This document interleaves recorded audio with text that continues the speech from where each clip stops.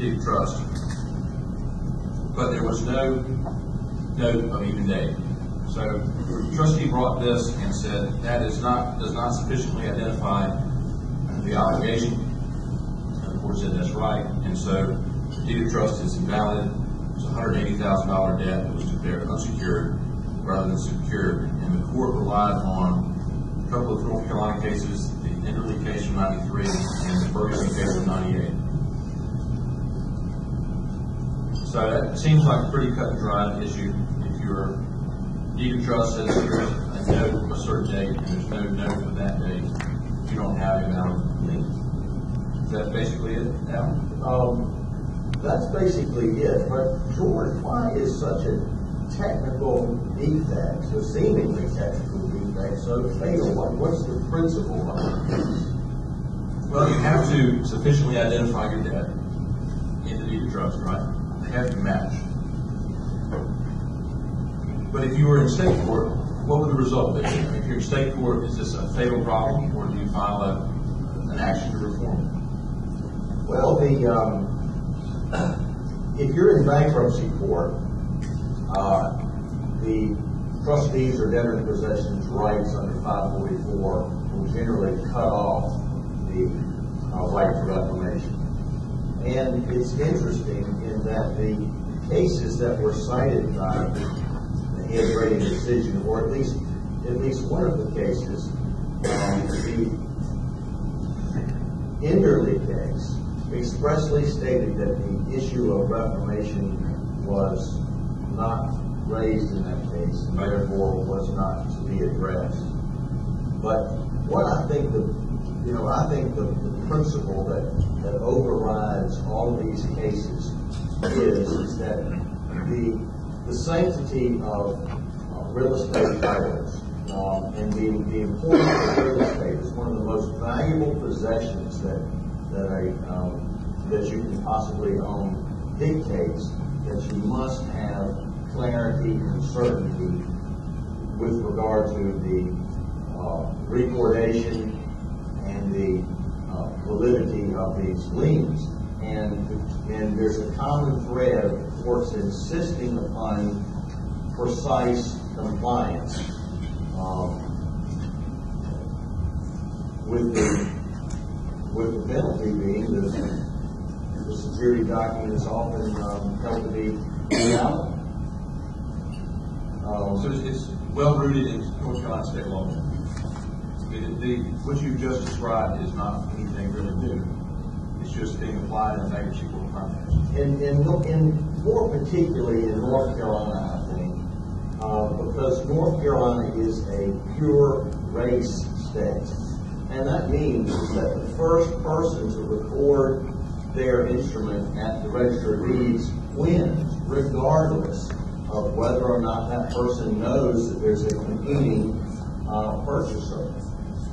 North Carolina is one of the very minority of jurisdictions which are pure race. Most other jurisdictions are race notice, and that means if you record first and you don't know of any competing interests, you win. But in a race jurisdiction, the record and the documents are of paramount importance, because that's, especially what's recorded, because that's what you go on to ascertain whether or not the record imparts constructive rather than actual. So, as a trustee, Chapter 7 trustee in 2006, were you a trustee in 2006? I was. You were? Okay, I was not. How did this decision change your analysis of the case as a Chapter 7 trustee? Well, we started looking at the dates of the notes and the deeds of trust, and anybody in the Wilmington division knows that trustees will in every case ask for a copy of the note and deed of trust, and so it's become standard practice. It is in our division also. I became a Chapter 7 trustee in Denver about a year ago, and John Berkshire and I always will ask for the note and deed of trust. How many of these have you seen, or particularly where it's an issue with the debt in your trustee practice? I find that the property description issues are more prevalent. least in my part of the state. I sure would like it if I could have more cases involving the main current road. Yeah, there does seem to be a bit of a pattern in some of these cases. What I found is when there was a big run of real estate, and when real estate was nuts in eastern North Carolina, probably from 04 to 07, 06, you had a lot more property transactions than you had before. You had attorneys that maybe weren't able to spend as much time doing the documents, or were not adequately paid for what they did, and so you tend to see a lot of things there. But banks were sloppy too, weren't they? Banks are sloppy, and obviously, all the big banks have procedures in places which are followed more or less. But if you get the small time banks, or if you get the individuals, or the lawyer who's not a real estate lawyer, but he's preparing to know the deed of trust, the potential for mistake is great. I find that those smaller types of transactions or less ordinary transactions don't involve the big banks. So generally, I'm going to find problems more often in those cases. Okay. So all you look for as a trustee is just the dates. That's all you do is if you do the deed of trust, it's just the dates. Or you look further. Other sorts of, and this kind of takes us, I guess, to the next case on our list, the NRA law developers, which I think did involve back in but that one, it takes head grading and it's a little bit of a twist, right? That's right. The law developers case, and we're kind of embarking on a series of cases which involve more or less defective property descriptions. And in the law developers case, the legal description in that case identified one lot that the debtor had owned previously but had sold earlier. And there was a little block up on the top of the front page of the deed of trust where you tell the clerk how to describe it for the index. And that little block described the lot that the parties intended to convey. But again, the legal description did not. What you had there was you had the debtor bought 4 lots to put speculums on, all at the same time.